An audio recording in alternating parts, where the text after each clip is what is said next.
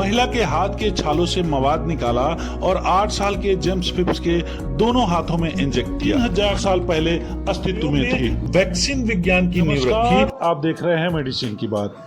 Medicine की बात में आपका स्वागत है। चेचक का इतिहास प्राचीन काल से जुड़ा हुआ है। यह एक संक्रामक बीमारी है और सदियों से दुनिया भर में लोगों को प्रभावित करती है।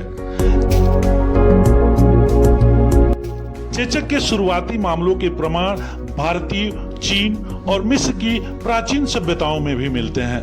माना जाता है कि चेचक की बीमारी 3000 साल पहले अस्तित्व में थी।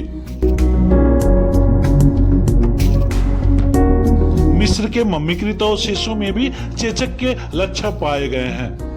भारत, चीन और अफ्रीका में भी चेचक महामारी के रूप में फैला, जिससे लाखों लोगों की जान गई।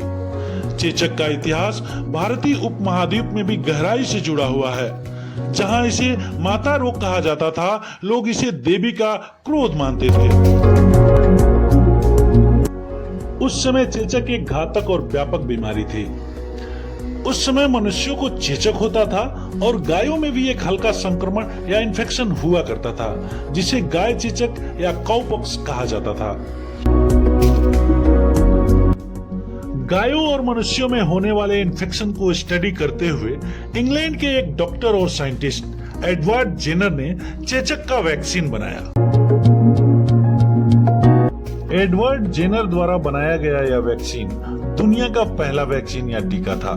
डॉक्टर जेनर को इम्यूनोलॉजी का जनक भी कहा जाता है।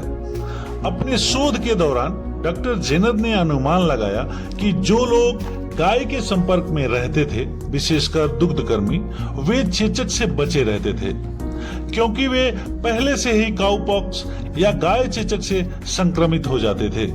काउपॉक्स या गाय चेचक चेचक की तुलना में कम घातक बीमारी थी।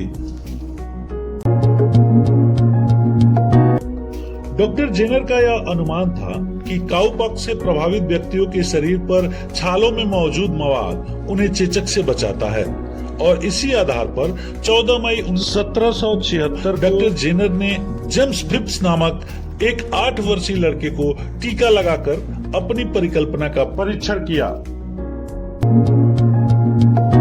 जेम्स फिप्स डॉक्टर जेनर के माली का बेटा था।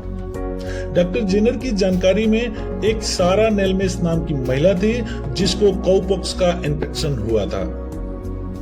महिला को यह इन्फेक्शन ब्लॉसम नामक गाय से हुआ था और उसके शरीर पर काउपॉक्स के मवाद वाले छाले भी थे। डॉक्टर जेनर ने जेम्स फिप्स को काउपॉक्स के इन्फेक्शन से इन्फेक्ट कराने के लिए महिला के हाथ के छालों से मवाद निकाला और 8 साल के जेम्स फिप्स के दोनों हाथों में इंजेक्ट किया, जिसके कुछ देर बाद जेम्स फिप्स को बुखार और थोड़ी बेचैनी हुई, लेकिन कोई बड़ा संक्रमण नहीं हुआ और कुछ दिन में जेम्स फिप्स पूरी तरह स्वस्थ हो गया।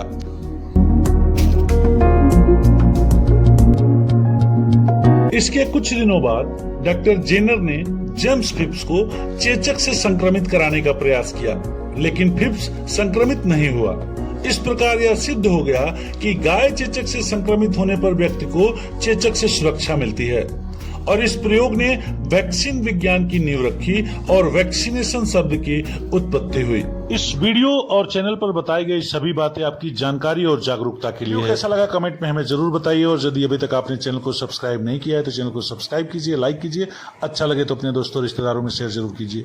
मिलते हैं किसी नई वीडियो में किसी नई जानकारी के साथ। तब तक के लिए आप स्वस्थ रहिए, सुरक्षित रहिए। भारत माता की जय। वंदे मातरम।